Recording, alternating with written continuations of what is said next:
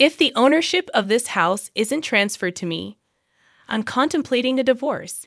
I was taken aback when my husband suddenly dropped this bombshell.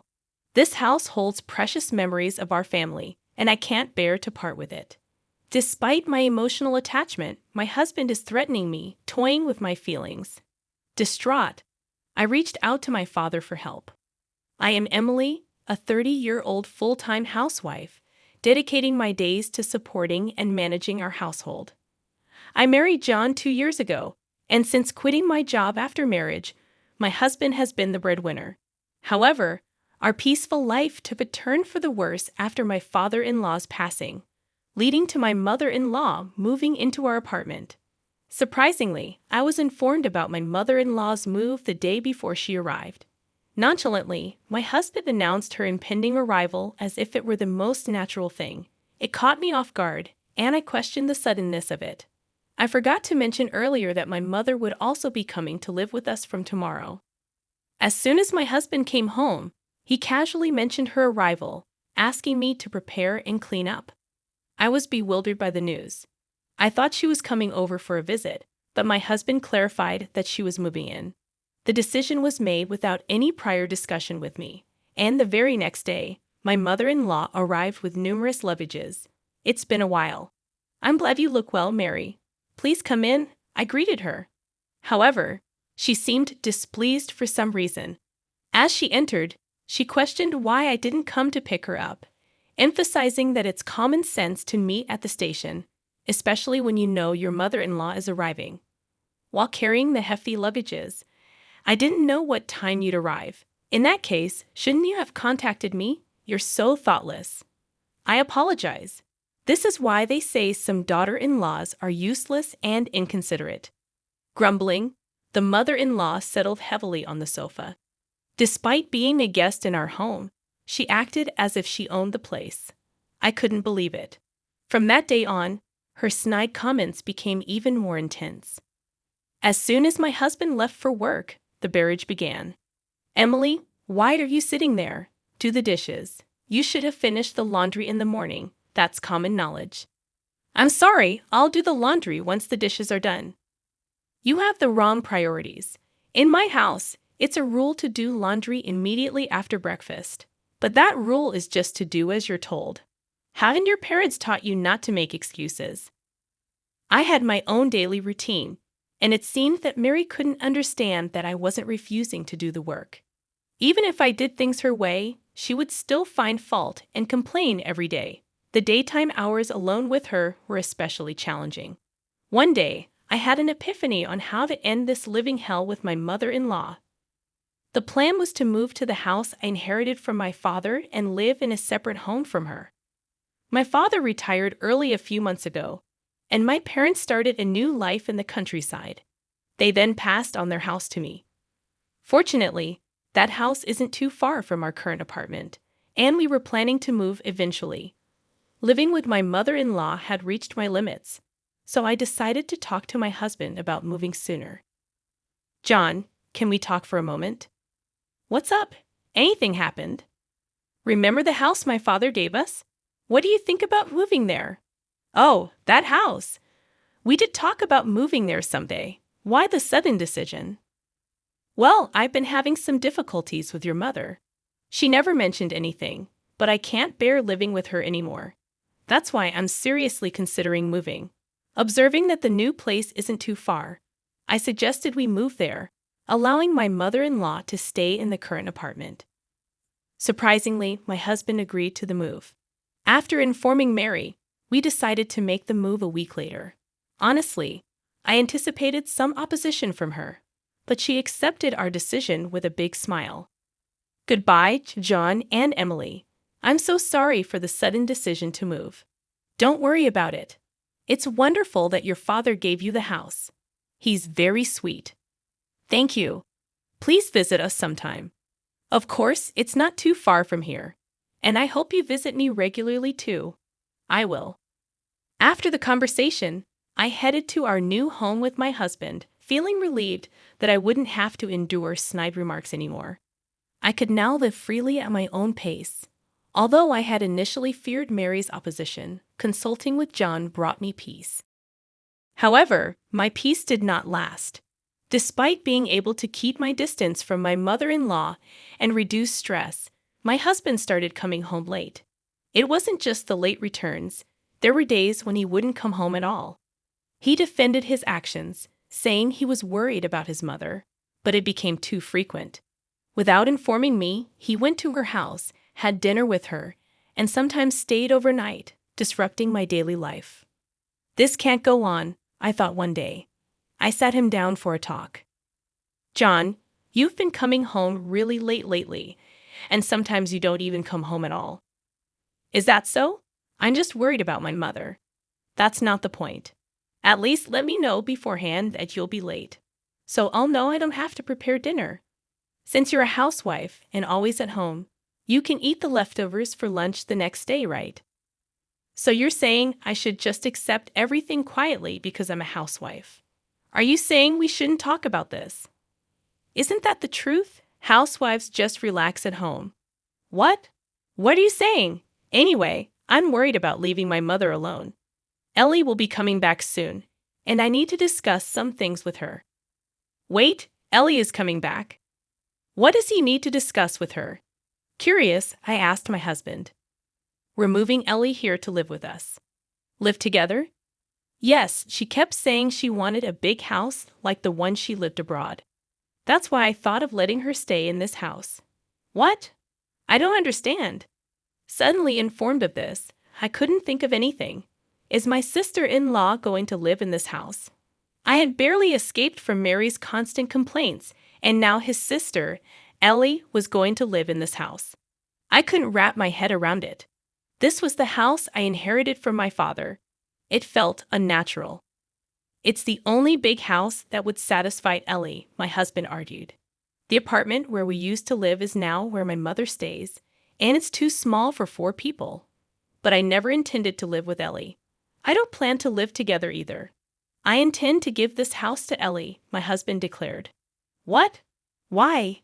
Because we plan to move back with my mother. Ellie can use this house freely, he explained. I was taken aback by my husband's unreasonable proposal and felt like fainting.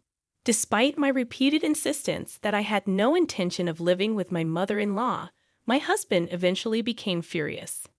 Can't you be a little more considerate? You can live because of me, so just do as I say. Enough is enough of your jokes. This house is precious to me, inherited from my father. Why should I give it to Ellie? Such a wonderful house is wasted on you, isn't it? I've already told Ellie that I've got her a large house. It's too late to say otherwise now. I wasn't consulted in any of this decision. Either way, I can't accept it. You're always complaining. Enough. Calm down and think. I'll go back to my mother's for a while. My husband angrily slammed the door and left. Left alone in the room, tears streamed down my face. I couldn't understand why my husband decided everything on his own. It's unimaginable that he intends to give away the house I inherited from my father to my sister-in-law. Every day, my husband sent me messages asking if I had calmed down and to come back soon. Each time, I had to firmly tell him that I had no intention of agreeing. Then, one day, he said something shocking over the phone. Hey, Emily, when will you come here and live with me? Stop nagging. I've said it so many times. I have no intention of living with Mary. Moving there and giving this house to Ellie. I've already told Ellie. Stop being selfish. She might be coming back this week, so there's no time. Why should I give up my house for your family? I inherited this house from my father. Don't decide on your own. Who do you think you're talking to? Even my mother is furious. I'm at my wit's end. That's not my problem. You're ignoring my feelings, I responded. My husband let out a big sigh over the phone, clearly frustrated. Then he said something shocking. If you can't listen to me, then let's divorce. Hand over the house to Ellie. Leave by tomorrow. At that moment, my love for my husband quickly faded. Threatening me with the word divorce was utterly despicable. I couldn't possibly forgive him for using divorce as a threat without considering someone's feelings. I couldn't allow these people to have their way. Burning with anger, My husband continued to speak with a triumphant and dominating tone. Listen, if you don't leave by tomorrow, I'll really divorce you. That it? Wait, are you serious? Of course I am. You don't have a choice. What will you do if you, a housewife, get divorced? You can't survive. Enough, I get it. Good. Hurry up and move over here. My mother is looking forward to disciplining you. He hung up the phone with a confident tone, thinking I would do as he said.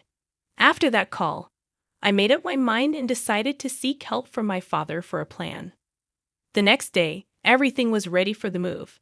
I replied calmly when asked. By the way, I'm curious about when Ellie will be back. She'll be back tomorrow. Why are you so obsessed with Ellie? Between you and me, she seems to have made a lot from stock investments.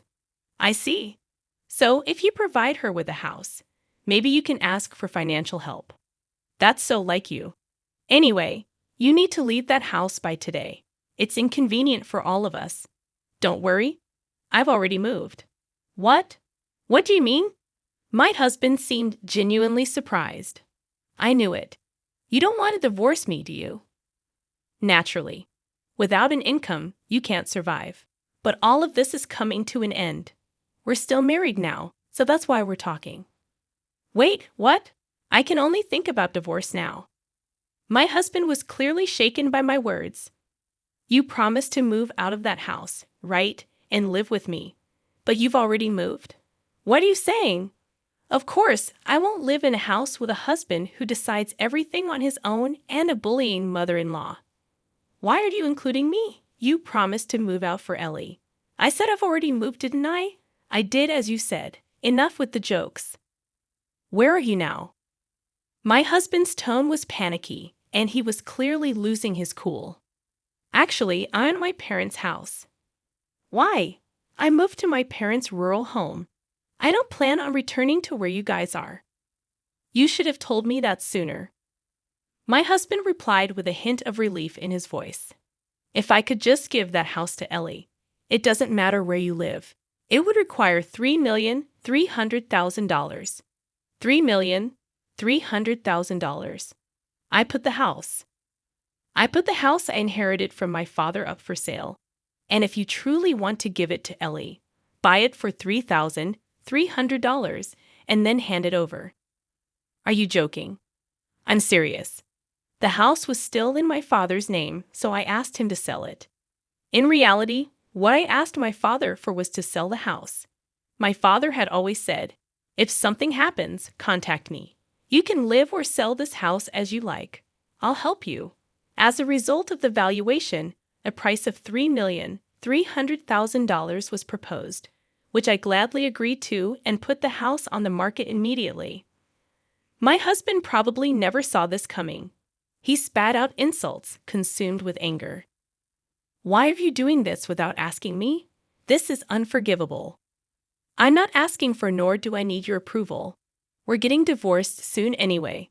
I don't care. Do you understand your position? You'll be the one in trouble if we divorce. Since you don't have an income, you're just a housewife. I'd rather struggle on my own than be with you forever. Listen, Ellie will be coming back soon. I told you I'm relying on Ellie's money, didn't I? So what? Like I said, if you want to let dear Ellie live in that house, just buy it for $3,300,000. That is if you can. What? That's impossible. If Ellie has made a lot of money from her investments, I don't see why she can't afford it.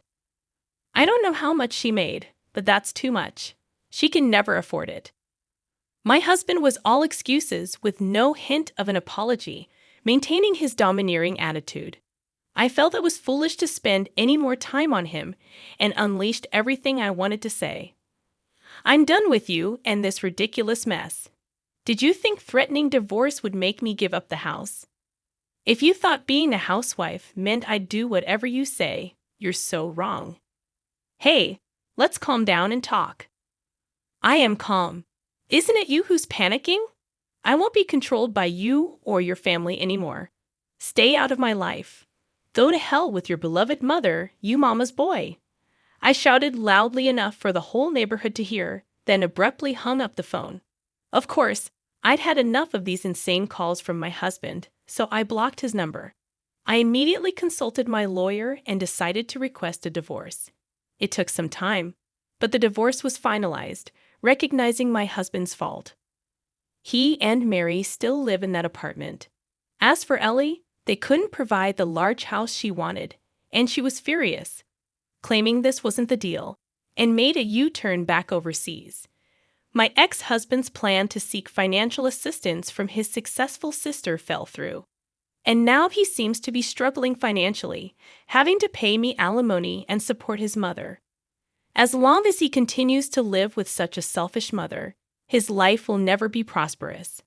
On the other hand, I've moved to the countryside and am enjoying peaceful days with my parents. I recently started a clerical job at a small company introduced by a neighbor. With that salary, I can live comfortably. I plan to live here for a while. I want to be by my parents' side as much as possible to repay the kindness they show me.